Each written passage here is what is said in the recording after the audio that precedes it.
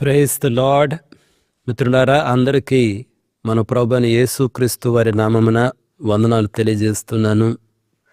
దేవుని మహా గొప్ప కృప, ఆయన దయ, మరొక నూతన దినాన్ని దేవుడు మనకు అనుగ్రహించాడు. ఆయన సన్నిధిలో చేరడానికి, వాక్యాన్ని ధ్యానించడానికి, ఆయన స్వరాన్ని వినడానికి, మన జీవితాలను బలపరుచుకోవడానికి దేవుడు మనకిచ్చినటువంటి గొప్ప తరుణమును బట్టి దేవునికి వేలాది కృతజ్ఞతలు తెలియజేస్తున్నాను. మిత్రులారా, మనం పేతురు గారు వ్రాసినటువంటి పత్రికలను ధ్యానం చేసుకుంటూ ఉన్నాము. మొదటి పత్రికను నిన్నటి దినాన మొదటి అధ్యాయాన్ని మనం ముగించటం జరిగింది. ఈరోజు రెండవ అధ్యాయాన్ని ప్రారంభించుకున్నాం. ఈ రెండవ అధ్యాయంలో మొదటి 5 వచనాలను నేను చదువుతున్నాను, గమనించండి.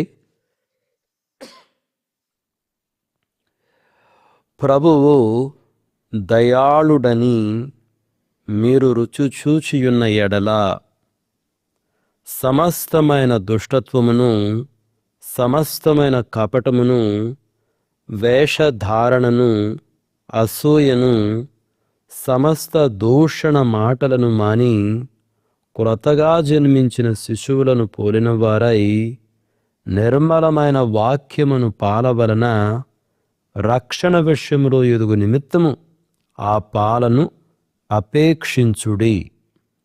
మనుష్యుల చేత విసర్జింపబడినను దేవుని దృష్టికి ఏర్పరచబడినదియు అమూల్యమును సజీవమునైన రాయగు ప్రభువునొద్దకు వచ్చిన వారై యేసుక్రీస్తు ద్వారా దేవునికి అనుకూలములగు ఆత్మ సంబంధమైన బలులు నర్పించుటకు పరిశుద్ధ యాజకులుగా ఉండునట్లు మీరు సజీవమైన రాళ్ల వలె ఉండి ఆత్మ సంబంధమైన మందిరముగా కట్టబడుచున్నారు.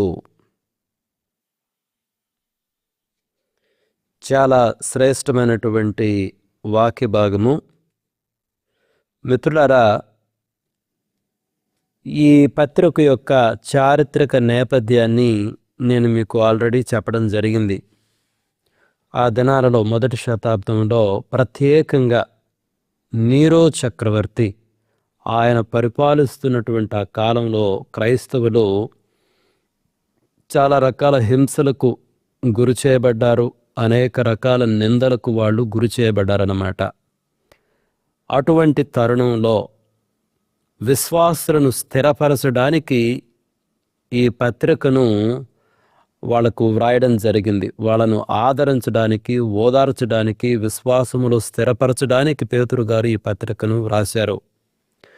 అయితే మనం చదివినటువంటి వాక్య భాగంలో యూదులకు అత్యంత విలువైనటువంటి ధర్మశాస్త్రము, యెరూషలేము పట్టణంలో ఉన్నటువంటి ఆలయము, ఆ ఆలయంలో ఉండేటువంటి యాజకులు, వాళ్ళ పనులు, బలులు, వీటన్నిటినీ ఇక్కడ పేతురు గారు ప్రస్తావిస్తున్నారు.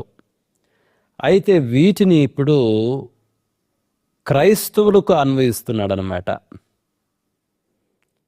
ఆనాటి యూదులకు విలువైనటువంటి ఆ యాజకత్వం కానీ, యెరూషలేములో దేవాలయం కానీ, లేకపోతే అందులో నిత్యము అర్పించబడే బలులను కానీ, వాటన్నిటిని ఉపయోగిస్తూ, అయితే ఇప్పుడు అవి ఈ నూతన నిబంధనలో ఉన్నటువంటి క్రైస్తవులకు, విశ్వాసులకు వాటిని అన్వయించటం జరుగుతుంది. ఈ విషయాన్ని మనము గమనించాలి. మనం చదివినటువంటి వాక్య భాగంలో కొన్ని ప్రాముఖ్యమైన పదాలు ఉన్నాయి. కొన్ని పదాలను నేను హైలైట్ చేస్తాను. చూడండి, ప్రభువు దయాళుడని మీరు రుచి చూచియున్న ఎడల. రుచి చూచియుండుటం అంటే, రుచి చూడడం అంటే ఏంటంటే అనుభవపూర్వకంగా మీరు తెలుసుకున్న ఎడల. ప్రభు దయాళుడని అనుభవపూర్వకంగా తెలుసుకోండి. కేవలం సిద్ధాంతపరంగా కాదు. చాలామంది సిద్ధాంతపరంగా బైబిల్ సత్యాలను తెలుసుకుంటారు. సిద్ధాంతపరంగా అంటే థియరిటికల్ నాలెడ్జ్ అన్నమాట. కానీ అనుభవపూర్వకంగా మనం తెలుసుకోవాలి. నిన్నటి దినాన మనం చూసాము, సత్యమునకు విధేయులమవడం ద్వారా, సత్యానికి మనం విధేయులమవడం ద్వారా మన మనస్సులోని ఆలోచనలను నియంత్రించవచ్చు. మన మనస్సులోని ఆలోచనలను ఎప్పుడైతే నియంత్రించగలమో ఆటోమేటిక్గా మన మాటలు, మన క్రియలు, మన ప్రణాళికలు అన్నీ మారిపోతాయి. సత్యమునకు విధేయత చూపించడం నేర్చుకుంటే ఆ అనుభవాలన్నీ వస్తాయి. కాబట్టి ఇక్కడ ప్రభు దయాళుడని మీరు రుచి చూచి ఉన్న ఎడల, వ్యక్తిగతంగా ఆయనను అనుభవించిన ఎడల, ఆయన రుచి ఎరిగి ఉన్న ఎడల అని అదనమాట దాని అర్థం. కాబట్టి కేవలం సిద్ధాంతపరంగా మనం ఈ విషయాలను తెలుసుకుంటే లాభం లేదు. చూడండి, ప్రతిరోజు ఉదయం మనం వాక్యం వింటున్నాం. మరి మనం వింటున్నటువంటి విషయాలు మన అనుదిన జీవితంలో పని చేస్తున్నాయా? మీరు పరిశీలించుకోవాలి, నన్ను నేను పరిశీలించుకోవాలి, మిమ్మల్ని మీరు పరిశీలించుకోవాలి. నేను ఈరోజు విన్న వాక్యానికి ఈరోజు నేను విధేయత చూపుతున్నానా, లేదా రోజు కేవలం వింటూ అటెండెన్స్ వేసుకుంటూ ఉన్నానా? చాలాసార్లు మనం అటెండెన్స్ వేసుకునే వాళ్ళగా ఉంటాం. అంటే కేవలం ఉంటాం, body is present, mind is absent. అలా మనం ఉంటే ఉపయోగం లేదు మిత్రులారా. తర్వాత మరొక పదం ఏంటంటే, కాబట్టి చూడండి, ప్రభు దయాళులను మీరు రుచి చూచి ఉన్న ఎడల సమస్తమైన దుష్టత్వమును, కపటమును, వేషధారణను, అసూయను, సమస్త దూషణ మాటలను మాని, అవన్నీ మానాలి. ఎవరైతే ప్రభువును అనుభవపూర్వకంగా తెలుసుకుంటారో వాళ్ళు వీటిని మానుకోవాలి. కాబట్టి మానుకోవడం ఒకటైతే, రెండోది అపేక్షించాలి. దేన్ని అపేక్షించాలి? క్రొత్తగా జన్మించిన శిశువులను పోలిన వారై నిర్మలమైన వాక్యమును పాల వలన రక్షణ విషయంలో ఎదుగు నిమిత్తము ఆ పాలను అపేక్షించుడి. ఒకటేమో మానుకోవాలి ఈ చెడ్డ వాటిని, కానీ దేన్ని అపేక్షించాలి? చూడండి, పాలను అపేక్షించుడి అంటే నిర్మలమైన వాక్యమును పాల వలన రక్షణ విషయంలో ఎదుగు నిమిత్తము. ఇక్కడ నిర్మలమైన అన్నటువంటి పదం చూడండి. నిర్మలమైన అంటే అర్థం ఏంటంటే కల్మషము లేని, స్వచ్ఛమైన, మోసము లేని అని అర్థం. కాబట్టి ఇక్కడ దేవుని వాక్యాన్ని ఆ కల్మషం లేని, స్వచ్ఛమైనటువంటి, నిర్మలమైనటువంటి పాలు అని ఇక్కడ వర్ణించడం జరిగింది మిత్రులారా. కాబట్టి ఒకటేమో మానుకోవాలి, రెండోదేమో అపేక్షించాలి. మరొక పదం ఏంటంటే అపేక్షించుడి. అపేక్షించుడు అన్న పదాన్ని కూడా మనం గమనించాలి. అపేక్షించుడి అంటే చిన్నపిల్లలు తల్లి పాల కొరకు ఎంత తహతహలాడుతుంటారు, అంతగా మనము దేవుని వాక్యాన్ని అపేక్షించాలి, దాని కొరకు ఆశపడాలి. ఆ రకమైనటువంటి ఆశ ఎప్పుడైతే ఉంటుందో దానికి విధేయత చూపించడానికి మనం ఇష్టపడతాం. చాలాసార్లు ఈరోజు ఎలా ఉందంటే, కేవలం మంది కావాలి, మనకు ప్రార్థన జరగాలంటే మంది కావాలి, లేకపోతే జనాలు కేవలం వినాలి అంతే. అయితే నిజంగా ఆశపడుతున్నామా వాక్యాన్ని బట్టి? ఇది మనం ప్రశ్నించుకోవాలి మిత్రులారా. ఎందుకంటే చిన్నపిల్లలు చూడండి ఎంతగా తహతహలాడతారో తల్లి పాల కొరకు. తల్లి పాల కొరకు తహతహలాడేవాళ్ళు ఎట్లా తాగుతారు పాలు? ఆ రకంగా వాక్యాన్ని మనం వినటానికి ఆశపడలే కానీ అక్కడ మంది ఉంటే, అక్కడ 100 మంది ఉంటే నేను వస్తాను, అక్కడ 1000 మంది ఉంటే వస్తాను. 100 మందితో నీకేం సంబంధము, 1000 మందితో నీకేం సంబంధం? నిజంగా నీకు ఆకలి ఉన్నప్పుడు వేరే వాళ్ళు ఉన్నారా లేరని చూస్తావా? నీ ఆకలి తీర్చుకోవడానికి నువ్వు దాని పైన పడి, ఆహారం పైన పడి తింటావా? బాగా ఆకలైనప్పుడు మనం ఇంకెవరి కొరకు చూడం, టక టక టక టక తినేస్తాం, అవునా కాదా? కాబట్టి ఆ రకంగా ఉండాలే కానీ జనాలు వచ్చారా రాలేదా దాన్ని బట్టి జనాలు 100 మంది జనాలు వస్తే నేను హ్యాపీగా ఉంటాను, ఒక్కరుంటే నేను హ్యాపీ ఉంటాను, ఒక్కరుంటే నేను సంతోషంగా ఉండలేను, నేను వాక్యం వినలేను, నేను డిస్టర్బ్ అయిపోతానంటే సంథింగ్ ఈజ్ రాంగ్ అనమాట. మిత్రులారా, మనం పసి పిల్లల వలె నిజమైన ఆకలి కలిగినటువంటి వారి వలె మనం దేవుని వాక్యాన్ని అపేక్షించాలి. ఈ 3 పదాలు మీ ముందుకు తీసుకొచ్చాను. మొట్టమొదటి వచ్చేసి రుచి చూడడము అంటే అనుభవపూర్వకంగా తెలుసుకోవడము. రెండోది నిర్మలమైన అంటే కల్మషము లేని, స్వచ్ఛమైన, మోసము లేని.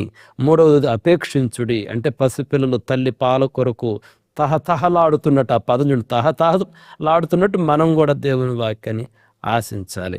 ఆ 3 పదాలు ఈ 2 వచనాల్లో. అయితే ఆ తర్వాత 4, 5 వచనాల్లో 2 పదాలు ఉన్నాయి ప్రాముఖ్యమైనవి. యేసుక్రీస్తు ప్రభువారిని అమూల్యమును సజీవమునైన రాయి అని వర్ణించడం జరిగింది. అది 4వ వచనం చూడండి. మనుషుల చేత విసర్జింపబడినను దేవుని దృష్టికి ఏర్పరచబడినదియు అమూల్యమును సజీవమునైన రాయగు, సజీవమైన రాయనగు ప్రభువునొద్దకు వచ్చిన వారై. యేసుక్రీస్తు ప్రభువుని సజీవమైన రాయిగా వర్ణించడం జరిగింది. ఆ తర్వాత విశ్వాసులనైతే సజీవమైన రాళ్ళు అన్న పదం ఉపయోగించబడింది. 5వ వచనంలో చూడండి. యేసుక్రీస్తు ద్వారా దేవునికి అనుకూలములకు ఆత్మ సంబంధమైన బలులు అర్పించుటకు పరిశుద్ధ యాజకులుగా ఉండనట్లు మీరును సజీవమైన రాళ్ల వలె ఉండి ఆత్మ సంబంధమైన మందిరముగా కట్టబడుచున్నారు. కాబట్టి యేసుక్రీస్తు ప్రభువారు వచ్చేసి సజీవమైన రాయి. వాస్తవంగా ఇక్కడ ఉపయోగించినటువంటి పదం ఏంటంటే ఆయన మూలరాయి అన్నమాట. చీఫ్ కార్నర్ స్టోన్ అంటారు. చీఫ్, ప్రధానమైన మూలరాయి, కార్నర్ స్టోన్ ఆయన. ఏంటి అసలు రాయి అన్న కాన్సెప్ట్ ఎందుకు ఉపయోగించేవాళ్ళో తెలుసా? బైబిల్ గ్రంథంలో చాలాసార్లు ఈ క్రీస్తును బండ అని వర్ణించడం జరిగింది. లేకపోతే పాత నిబంధనలో దేవుని you are the rock of my salvation, you are the rock of my salvation అంటారనమాట. ఆశ్రయ దుర్గము, రాయి, బండ, ఈ పదాల అర్థం చూడండి. ఇజ్రాయేల్ దేశంలో యాక్చువల్గా విస్తారమైన కొండలు ఉంటాయి. ఇజ్రాయేల్ దేశమంతా కొండల పైన ఉన్న దేశమే. వాళ్ళకి పొద్దున లేస్తే కనబడేది రాళ్లే. కాబట్టి రాయి అన్నటువంటిది వాళ్ళ జీవితంలో ఆ పదం కానీ, ఆ రాయి అన్నటువంటి ఆ పిక్చర్ కానీ చాలా ప్రాముఖ్యమైనటువంటిది. రాయి యొక్క స్వభావం ఏంటంటే అది బలానికి సూచన.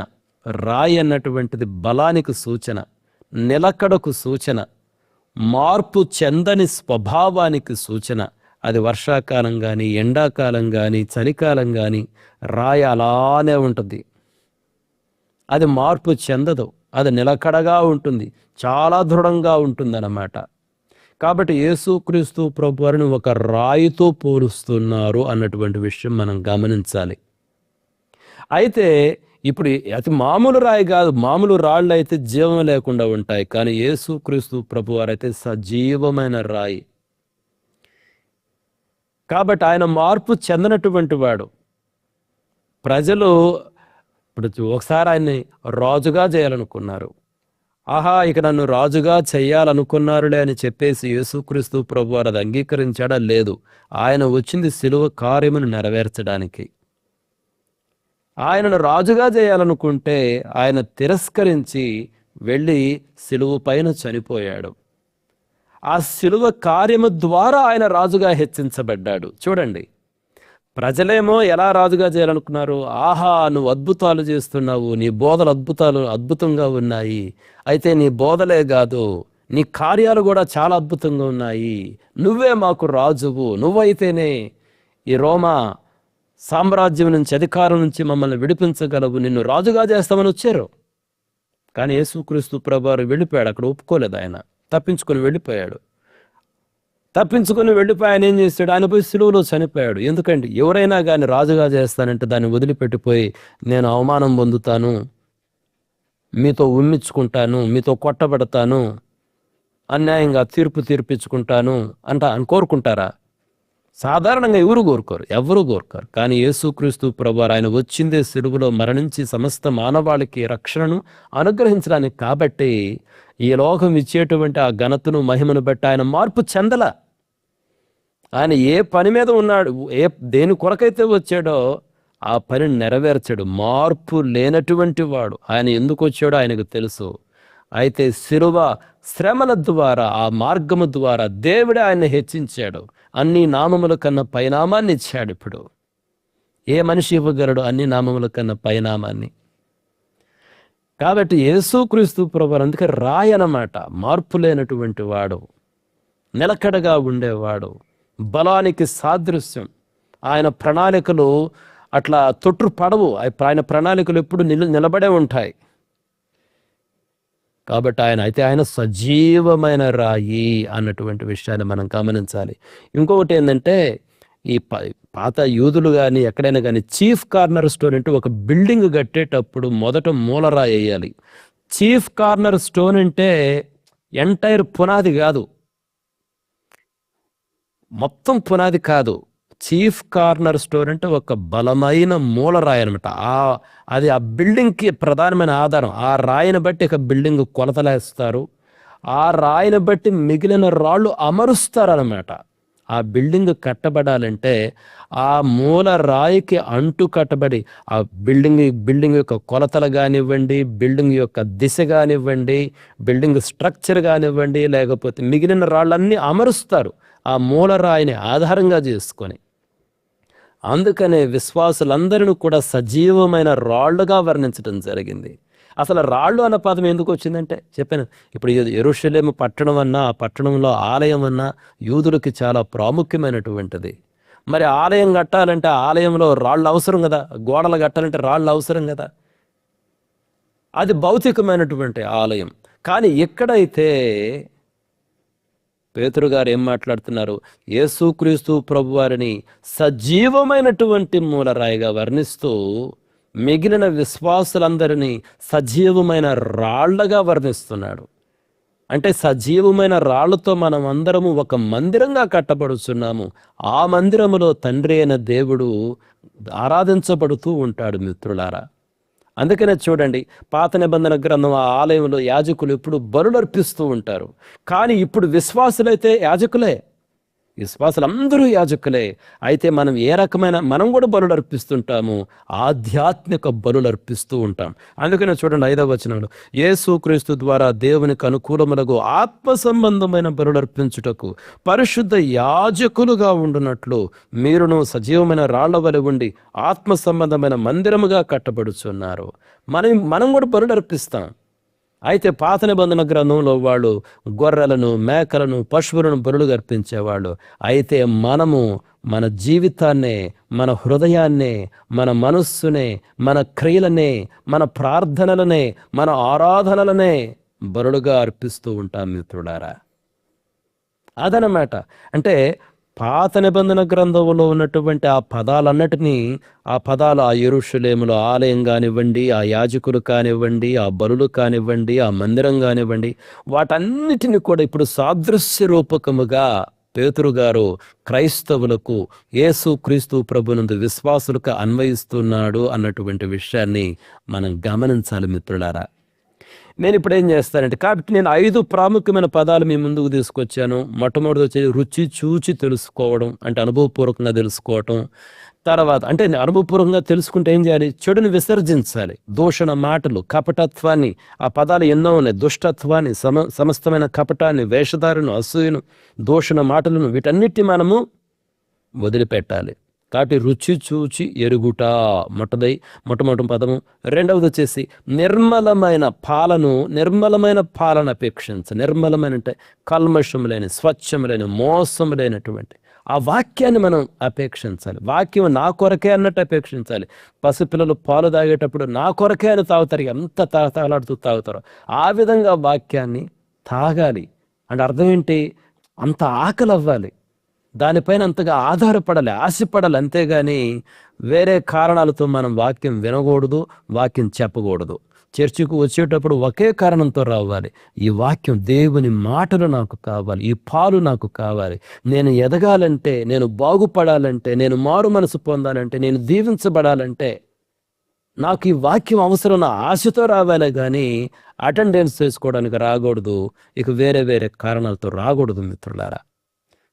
ఇంకోటి అపేక్షించుడు అనేటువంటి పదం 3వ పదం. తర్వాత యేసుక్రీస్తు ప్రభువారు సజీవమైన రాయి అన్నటువంటిది 4వ పదము. 5వ పదము విశ్వాసులందరూ సజీవమైన రాళ్ళు. ఇక వీటితో పాటు మిగిలిన మనం చూసాం, మనం ఆధ్యాత్మిక మందిరము, మనము యాజకులము, మనము బలులు అర్పించాలి.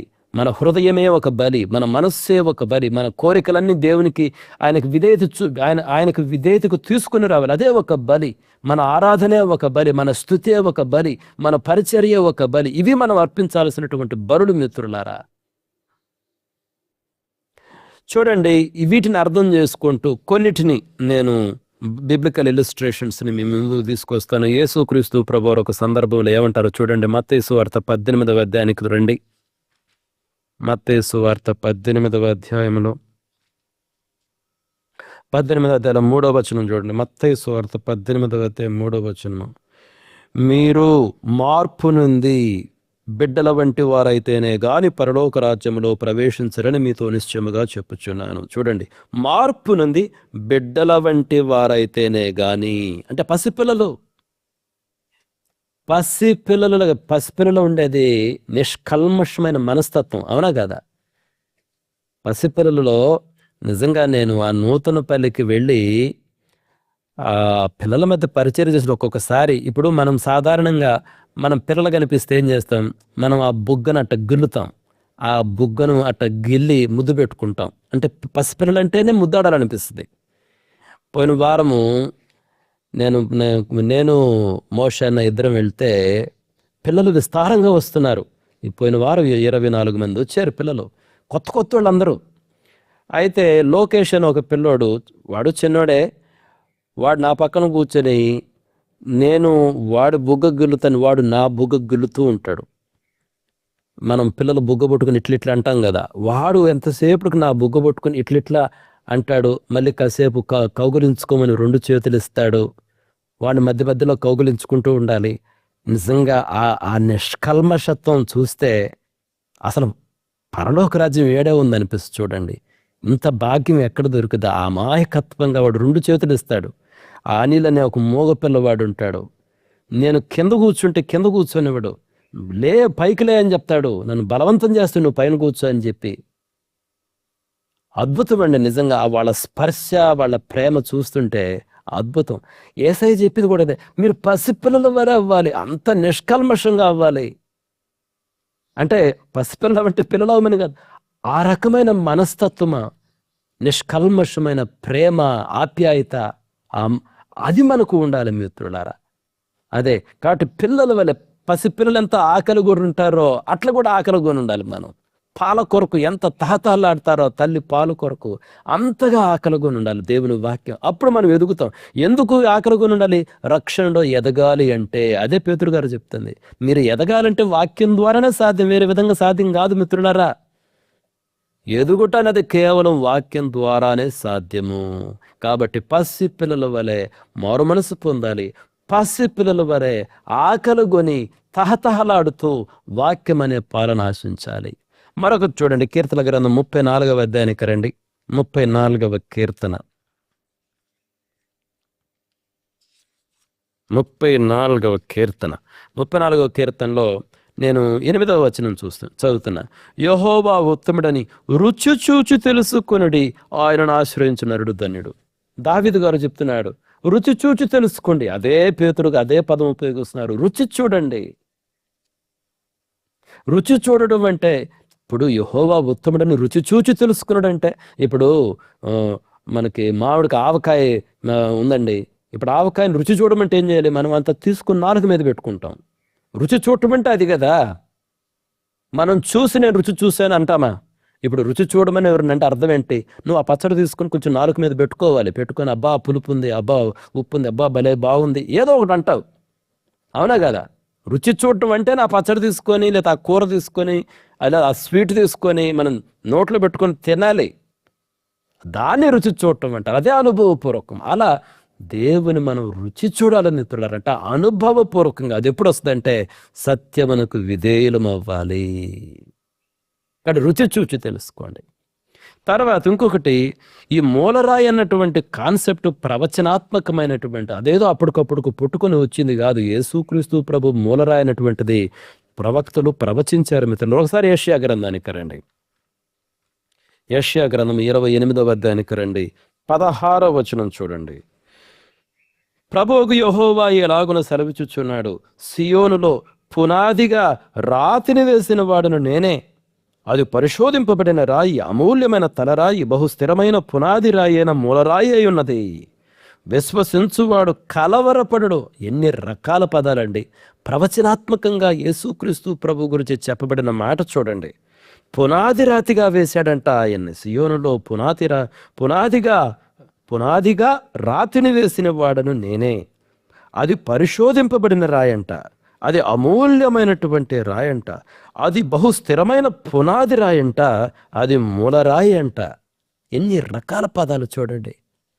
విశ్వసించువాడు కలవరపడడు అంటే ఈ మూలరాయికి అంటు కట్టబడినటువంటి ఆ బిల్డింగు, ఆ ఆలయము కదల్చబడదు. అందుకే ఆయన సజీవమైన రాయి కాబట్టి మనం ఆయనకు అంటు కట్టబడితే సజీవమైన రాళ్లగా మారుతాం. మనము మారుతున్నామా రాళ్లగా? అంటే విశ్వాసములో స్థిరంగా ఉంటున్నామా? చలించని వారి వలె ఉంటున్నామా? మార్పు లేనటువంటి అన్ని కాలాలలో ఒకే రకంగా ఉంటున్నామా? మనం ఆలోచన చేసుకోవాలి మిత్రులారా. కాబట్టి ఆయన పరిశోధింపబడిన రాయి, అమూల్యమైన రాయి, ఆయన బహు స్థిరమైన పునాది రాయి, ఆయన మూలరాయి అన్నటువంటి విషయాన్ని మనం గమనించాలి. మరొక సందర్భాన్ని కూడా మీ ముందుకు తెస్తాను. రాజుల మొదటి గ్రంథానికి రండి. రాజుల మొదటి గ్రంథంలో ఒక చక్కటి మాట ఉంటుంది. రాజుల మొదటి గ్రంథము 6వ అధ్యాయానికి రండి. 6వ అధ్యాయంలో 7వ వచనం చదువుతాను, గమనించండి. 6వ అధ్యాయము 7వ వచనం చదువుతాను.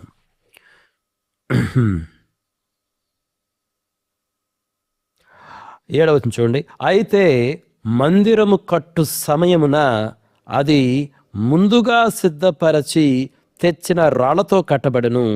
మందిరము కట్టు స్థలమున సుత్తె, గొడ్డలి మొదలైన ఇనుప పనిముట్ల ధ్వని ఎంత మాత్రమును వినబడలేదు. అసలు ధ్వనే లేదు, అసలు నాయిస్ లేదు. సైలెంట్గా రాళ్ళు తీసుకొస్తున్నారు, కడుతున్నారు. అవి ఎక్కడో సిద్ధపరచబడ్డాయి అంటే ధ్వని లేదు. ఆ రకంగానే వాక్యము వింటూ ఉండగా, వాక్యమునకు విధేయత చూపుతూ ఉండగా సైలెంట్గా మనం మారిపోతాం మిత్రులారా. కాబట్టి మనలో మార్పు అనేది ఎప్పుడు వస్తుందంటే ఆ పాలను తాగుతూ ఉన్నప్పుడు, అది రుచి చూస్తూ ఉన్నప్పుడు, అంటే వాక్యాన్ని అపేక్షిస్తూ ఉండాలి, ధ్యానం చేస్తూ ఉండాలి, నేర్చుకుంటూ ఉండాలి, సహవాసాన్ని ప్రేమించాలి. దానికి విధేయత చూపుతున్నప్పుడు శబ్దం అనేదే లేకుండా మార్పు చెందిపోతాం మిత్రులారా. ఎంత అద్భుతమైనటువంటి సాదృశ్యరూపకం కదా. అదేవిధంగా ఆఖరిగా మరొక వచనాన్ని చదువుతాను చూడండి. నిర్గమాకాండము 19వ అధ్యాయానికి రండి. నిర్గమాకాండము 19వ అధ్యాయము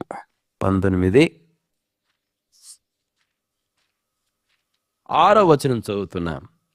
సమస్త భూమియు నాదే గదా, మీరు నాకు యాజక రూపమైన రాజ్యముగాను పరిశుద్ధమైన జనముగాను ఉందురని చెప్పుము. ఎవరంట? ఇజ్రాయేలు ప్రజలు. వాళ్ళు యాజక రూపమైన రాజ్యం అంట, పరిశుద్ధమైన జనం అంట. ఏ పదాలను పేతురు గారు ఇప్పుడు మనకు ఉపయోగిస్తున్నారు? మనము యాజకులమే, మనం సజీవమైన రాళ్ళము అంటే మందిరము మనమే, యాజకులము మనమే, బలులు మనమే.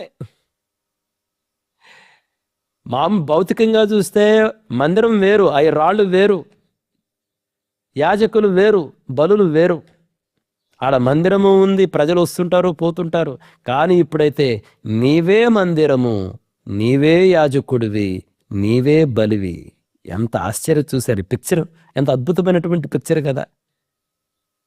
అయితే యేసుక్రీస్తు ప్రభుతో ఐక్యమైనప్పుడు, ఎందుకంటే ఆయనే సజీవమైనటువంటి రాయి, మూలరాయి, ఆయనే మన ప్రధాన యాజకుడయ్యాడు, ఆయనే మన కొరకు ఒక బలిగా మారిపోయాడు.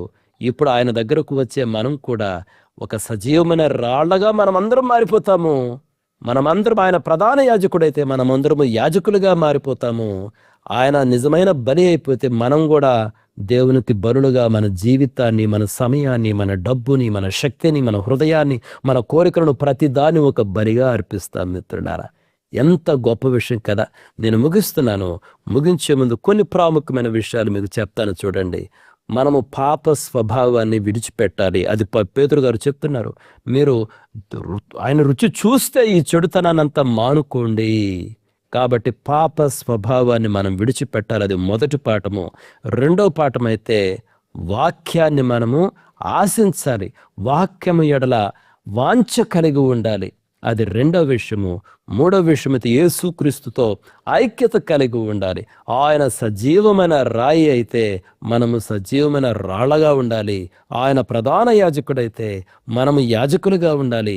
ఆయన ఏ విధంగా బలి అయినాడో మనందరి కొరకు మనము కూడా ఆ రకమైన పరిశుద్ధమైన బలులు అర్పిస్తూ ఉండాలి మిత్రులారా. అది 4వ సత్యము. అది 3వ సత్యము. ఆ 4వది వచ్చేసి ఒక యాజకునిగా మనం బ్రతకాలి. నిత్యం ఈ బలు ఏదో ఒకరోజు కాదు, నిత్యం అనుదినము స్తుతితోటి, ఆరాధనతోటి, ప్రార్థనతోటి మన జీవితమన్నే ఒక బలిగా అర్పిస్తూ ఉండాలి మిత్రులారా. కాబట్టి ఈ విషయాలు గమనించండి. ముగించే ముందు ఒక మాట చెప్తాను చూడండి. డిఎల్ మూడీ గారు ఒక మాట అంటారు, బైబిల్ మిమ్మల్ని పాపానికి దూరం చేస్తుంది, లేదా పాపం మిమ్మల్ని బైబిల్కు దూరం చేస్తుంది. బైబిల్ అంటే దేవుని వాక్యమే. దేవుని వాక్యము మిమ్మల్ని అంటే మనల్ని పాపానికి దూరం చేస్తుంది. అందువల్ల దాన్ని అపేక్షించాలి. ఒకవేళ కానీ మనం దాన్ని కానీ అపేక్షించకపోతే పాపం అన్నటువంటిది మనల్ని దేవుని వాక్యానికి దూరం చేస్తుంది. ఈ విషయాలను గ్రహించడానికి దేవుడు మనలో ప్రతి ఒక్కరికి సమృద్ధి అయిన కృపను అనుగ్రహించాలని కోరుకుంటూ ముగిస్తున్నాను. May God bless each one of you. Thank you.